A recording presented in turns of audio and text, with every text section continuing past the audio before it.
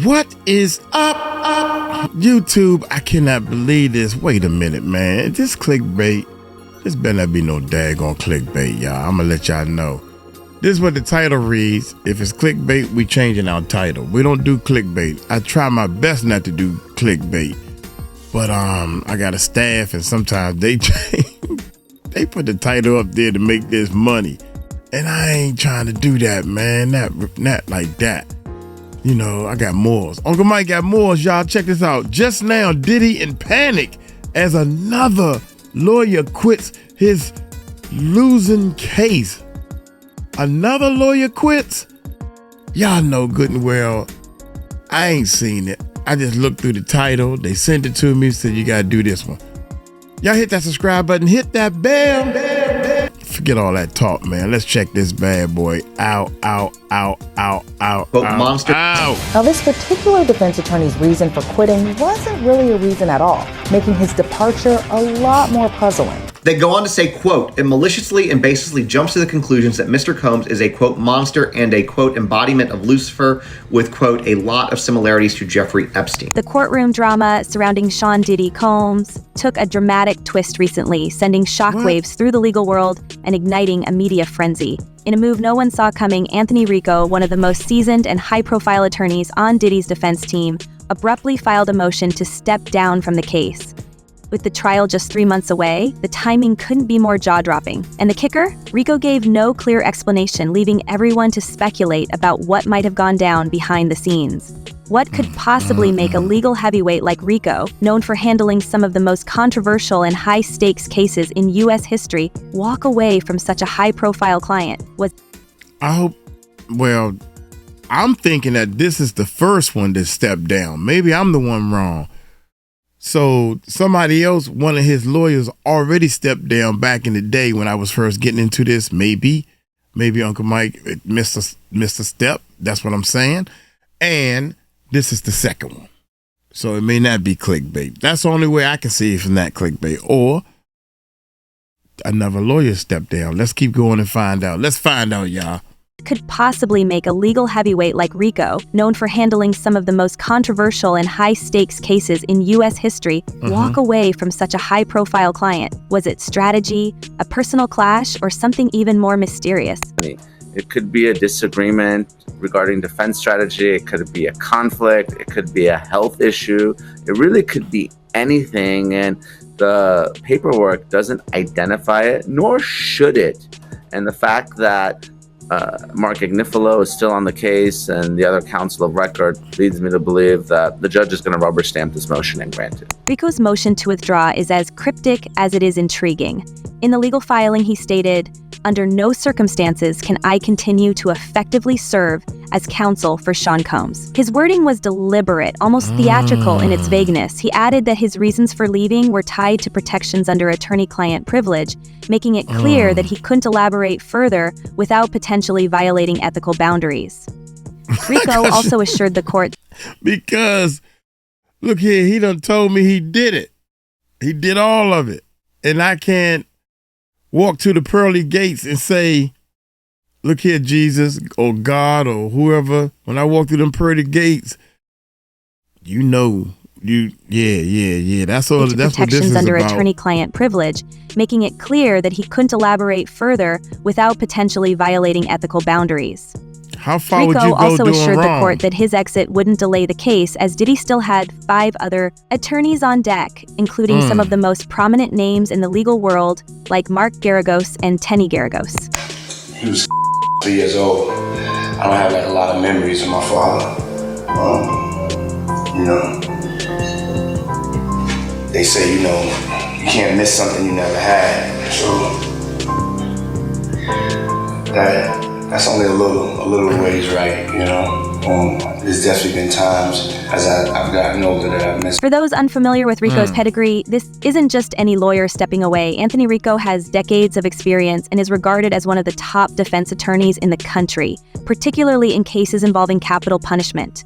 He's represented clients in some of the most notorious trials, including the high-profile World Trade bombing conspiracy case and the 1,998 embassy bombings. His ability to navigate legal complexities and his reputation for fiercely defending his clients have made him a go-to name in the legal community. His decision to leave Diddy's team, therefore, raises eyebrows and questions. Potentially, it could be a conflict with the client, right? A disagreement. They just don't get along. The communication is poor. They don't agree on defense strategy. It could be a conflict with one of the other lawyers. Obviously, it seems like 𝗟𝗓𝗡𝗞𝗦 is the lead on this case, although Rico was certainly his 1B. What makes this even more puzzling is the apparent camaraderie Rico shared with Diddy during court hearings. Observers noted how the two often exchanged notes and whispered back and forth during proceedings. Rico appeared deeply invested in Diddy's defense, frequently speaking on his behalf to the judge and even acknowledging the presence of Diddy's family members who traveled to New York to support him. Their rapport seemed solid, which only adds to the mystery of why Rico would choose to bow out now, just as the trial is heating up. So obviously, there's other lawyers on the case. Obviously, a lot of the victims are female. They're going to want female lawyers in the defense team, especially during some of the aggressive cross-examination. That tends to be the conventional wisdom when you're dealing with victims who are alleged victims of assault or abuse. And then it could be a conflict with one of the victims themselves. Maybe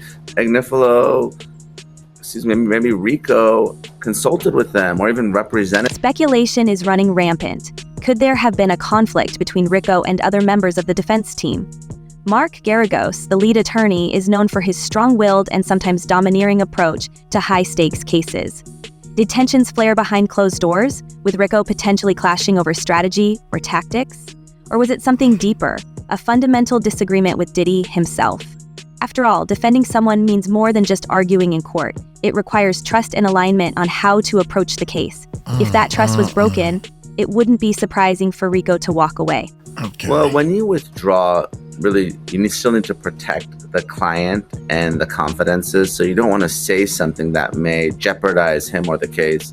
And you also need leave or permission of the judge. So you want to provide enough so the judge knows that you're not leaving the client high and dry, but you don't want to provide too much that may compromise defense strategy or a weakness in the case or some other issue that would hurt the client. Then there's the possibility of external factors. Rico is an adjunct professor at Fordham Law University and has a full plate of commitments outside of this trial. Could personal or professional obligations have become too overwhelming? Or, given the sheer volume of civil lawsuits Diddy is facing, over 30 at last count, was Rico concerned about being stretched too thin in a case that's already under intense public scrutiny? It's all conjecture at this point, but the timing has everyone talking. I think it has to be the defense, the consent, because, look, sometimes you can argue that the activity never happened, right? It wasn't me, defense. But this is not your typical assault case. There are a lot of people there, right? There are people that are arranging the workers. There are people that are setting up lights and cameras, booking hotel rooms. Obviously, Diddy has a large entourage. Adding another layer of intrigue is the fact that Rico's departure comes on the... When he said people setting up lights and different things like that, he talking about these hotel freak-offs. Yeah, Diddy was setting up, I heard this on a couple other videos, that he was setting up some big-time freak-off parties. It's a big lights, I don't know, smoke machines, lights flashing all around, all that type of stuff, man. And there are people that are setting up lights and cameras, booking hotel rooms. Obviously, see, some of these small talk, it's a lot at one time, and you might miss small stuff like that he's saying. There are a lot of people there, right? There are people that are arranging the workers. There are people that are setting up lights and cameras, booking hotel rooms. Obviously, Diddy has a large entourage. Adding another layer of intrigue is the fact that Rico's departure comes on the heels of some major legal maneuvers by Diddy's defense team. Just days before Rico filed his motion, Diddy's lawyers submitted a request to dismiss one of the charges against him, arguing that the laws being used to prosecute him are outdated and racially biased. Specifically, they targeted the so-called Mann Act, which prohibits transporting individuals across state lines for immoral purposes. The defense contends that this law has a discriminatory history, and that Diddy is being unfairly singled out because of his status as a powerful black man. Could Rico's departure be tied to disagreements over this legal strategy? Perhaps he felt the argument wasn't strong enough, or maybe he believed it was the wrong approach altogether. Diddy's mom has finally spoken out amidst everything that is happening right now. Janice Small Combs provided a statement to some outlets via her attorney. So she starts off by saying it's very heartbreaking to see her son judged not for the truth, but for a narrative created out of lies. Despite Rico stepping aside, Diddy's defense team remains formidable. Alongside Mark Geragos and his daughter Tenny, the team includes Alexander Shapiro, a superstar in appellate law, and Jason Driscoll, known for his meticulous attention to detail in complex cases. This ensemble is nothing short of a legal dream team, but even the best teams can face internal struggles. Rico's departure, while not necessarily a fatal blow for Diddy's defense, does raise questions about whether everything is all right behind the scenes. Meanwhile, the stakes couldn't be higher for Diddy. He's facing a slew of serious allegations, including running a decades-long operation that allegedly exploited vulnerable individuals. If convicted, he could be looking at a minimum of 15 years behind bars, with the potential for a life sentence.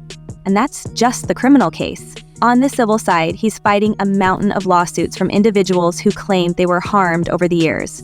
While some of these cases have been dismissed, others remain active, keeping Diddy's legal team in a constant state of battle.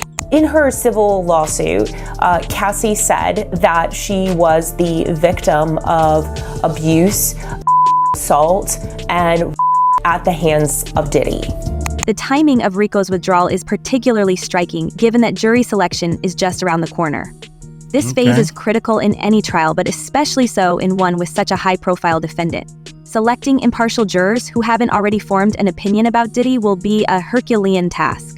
The media coverage alone, spanning everything from the charges to the dramatic courtroom developments, makes it nearly impossible for potential jurors to come in without some preconceived notions. And now, with Rico's sudden departure, the defense will have to recalibrate its strategy on the fly. What makes this case so fascinating is how it's unfolding on multiple fronts. It's not just about the courtroom battles, it's also about the narratives being shaped in the media and the public's perception of Diddy. His defense team is acutely aware of this. They've already accused prosecutors of targeting Diddy unfairly and have hinted at broader societal prejudices at play.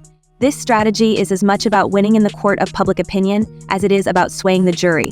We are not done, and that Combs did not do this alone. Do you foresee that there could be other charges related to this case? I'm not taking anything off the table. The departure of a key attorney like Rico adds a layer of unpredictability to an already complex case. It's a reminder that even the most well-oiled legal teams can face challenges when the stakes are this high. And with so much on the line for Diddy, every move, whether it's a legal filing or a personnel change, takes on heightened significance. As the trial date approaches, all eyes will be on how his defense team navigates these choppy waters. Will they be able to present a united front, or is Rico's exit a sign of deeper issues within the team? Now, to the latest on the arrest of Sean Diddy Combs. This one has so many people talking. The disgraced music mogul facing federal racketeering, conspiracy, and trafficking charges. Both the prosecution and defense teams are set to discuss the next phase of action following the indictment, as investigators work to determine potential co-conspirators. But how exactly did we get here? For now, the question remains, why did Anthony Rico really leave? Was it a matter of principle, a personal conflict, or something entirely different? Whatever the reason, his departure has added another layer of drama to what is already shaping up to be one of the most talked about trials of the year. And with the clock ticking toward that May 5 start date, the legal chess game is only just beginning. This is very significant, just from who we associate Diddy being and everything we've seen him do over the decades. Like you said, this is quite the downfall to go from, we saw the mansions back in March that were raided by the feds. So to go from living in those mansions to being in a jail cell right now, I think it really underscores the magnitude of what he's facing and the weight of the federal government. The legal tornado surrounding Sean Diddy Combs shows no signs of slowing down, and as his defense team scrambles to find its footing after Anthony Rico's sudden exit, the bigger picture is becoming even more chaotic. With the trial date set for May 5, the stakes are monumental. Diddy is not just fighting for his freedom, he's fighting to salvage what's left of his public image and career. And let's be honest, the court of public opinion is often just as ruthless as the courtroom itself. The legal drama is spilling over into every aspect of his life, and the buzz surrounding the case has turned it into one of the most followed celebrity scandals in years. I think it's to be expected, just the shock of this and the questions about what is ahead of us. I mean, how long is he going to be in custody? Is this an R. Kelly situation? Is he going to not get out for a number of years? Is he going to end up serving a long-term prison sentence from this? Or does he have a chance of beating these charges at a trial that could come, within the next 2 years? But let's zoom out for a second, because this case isn't just about one man. It's about the system, the strategies, and the narratives being woven by both sides. On one hand, prosecutors are painting Diddy as a deeply manipulative figure who used his wealth and influence to orchestrate a disturbing operation. They've accused him of running a so-called enterprise through his various companies to carry out acts that are both shocking and criminal. On the other hand, Diddy's defense team is working overtime to flip the script, claiming that this is all a misunderstanding, a case of consensual relationships being twisted into something sinister. And if that wasn't enough, they're also throwing down the race card, arguing that Diddy is being unfairly targeted because of his status and background. It's a high-stakes chess game, and every move matters. It's a question of that, but when you read through the indictment, it's pretty clear who could be indicted as a co-conspirator. Right now, there are people in the indictment who would be considered unnamed co-conspirators, but clearly have played a role in this conspiracy. And I think prosecutors have some big leverage on them because they're hoping that they testify against Diddy as prosecution witnesses. Let's start with the prosecution's playbook. According to court documents, the government's case against Diddy spans years, nearly 2 decades to be exact. They've accused him of using his companies, including Bad Boy Entertainment and Combs Enterprises, as fronts for a hidden agenda. The allegations are staggering. Prosecutors claim that Diddy created an environment where individuals were lured into his orbit under false pretenses, only to find themselves caught in situations they couldn't escape. These claims include everything from coercion to the use of strong-arm tactics to maintain control over those involved. Federal agents even allege that Diddy kept meticulous records of these encounters, some of which were reportedly caught on camera. The sheer scope of the accusations is enough to make anyone's head spin. But there's also strategic reasons for the prosecutors to want him to have co-defendants, because right now he hasn't waived his right to a speedy trial, which would force prosecutors to take up the trial pretty quick, which they actually might not be ready to do. But if they supersede him and have co-defendants with him, it makes it a lot easier to pursue a trial continuance without him waiving his speedy trial right. And the government isn't pulling any punches when it comes to evidence. They've reportedly gathered testimony from multiple individuals who claim they were part of Diddy's inner circle or directly affected by his actions. Some of these witnesses are expected to take the stand during the trial, and their accounts could make or break the case. There's also talk of physical evidence, videos, communications, and documents that prosecutors believe will solidify their arguments. The prosecution has even gone as far as filing a superseding indictment, which adds new details and a couple of additional victims to the case. While no new charges were introduced, the expanded timeline makes the accusations even more damning. But here's where things get really interesting. The defense is not backing down.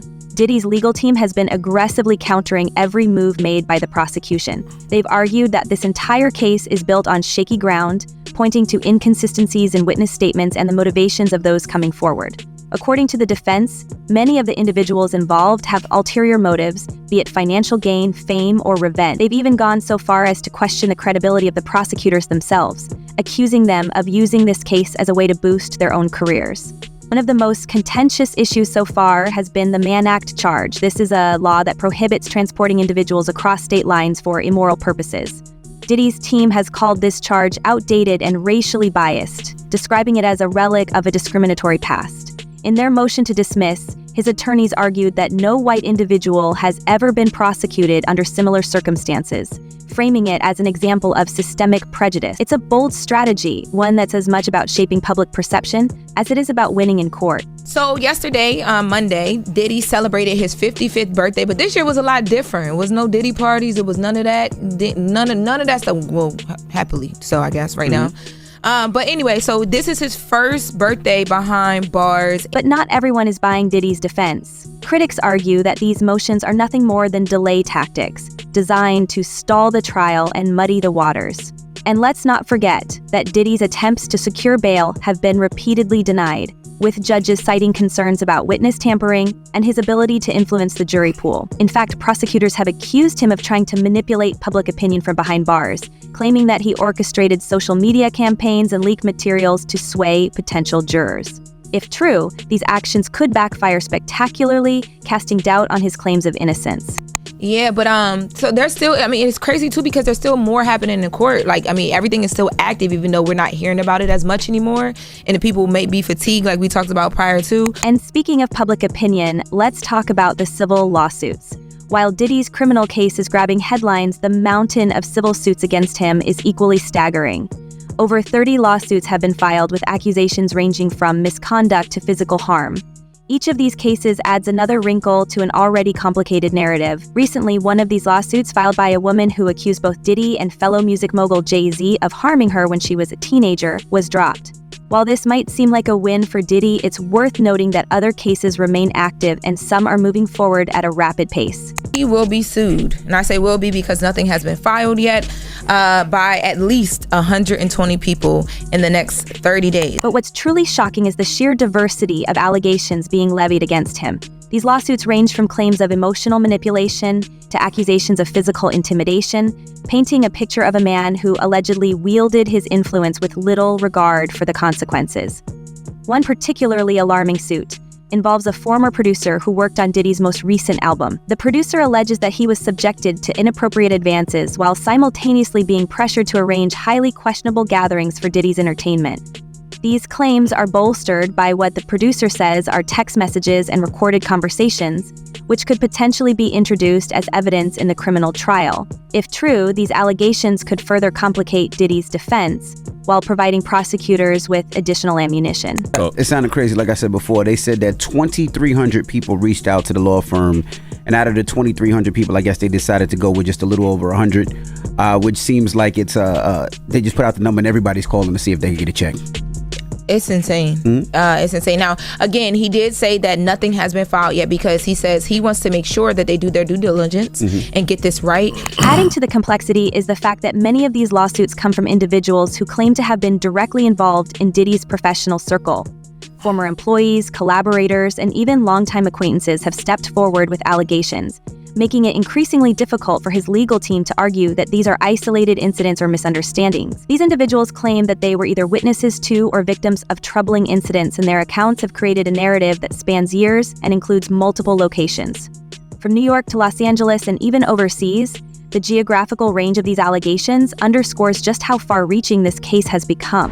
Well, first of all, I can only imagine how sloppy Sean Combs was with evidence when he got busted with those 2 machine guns or 3 machine guns with the altered serial numbers. So I really don't trust Sean Combs or the people around him's ability to properly cover up anything. So I envision that you're going to see at trial payments from his Amex for flights for people, straight payments directly from his company to people. What's more, legal experts are closely watching how these civil cases might intersect with the criminal proceedings. While civil lawsuits operate under different standards of proof, they can still have an impact on a jury's perception during the criminal trial.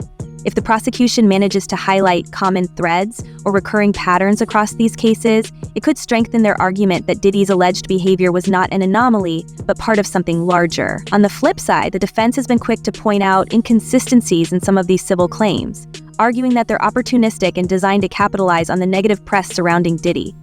It's a delicate balance, and how these civil cases are handled in the coming weeks could have significant implications for the trial. Time frame is important because this happened in hotels, in places that have surveillance, that there's records that could be consistent with his testimony about when he alleges that these parties took place. He probably has his own information about who attended the events. When you're somebody like Sean Combs and you're such a celebrity and you're engaged in this type of behavior, people around you are memorializing it on their own. One of the most high-profile civil cases involves 𝗟𝗢𝗡𝗞𝗦, Diddy's former partner, who has accused him of a pattern of disturbing behavior during their relationship. Cassie's allegations are particularly damning, as she claims to have been subjected to years of mistreatment.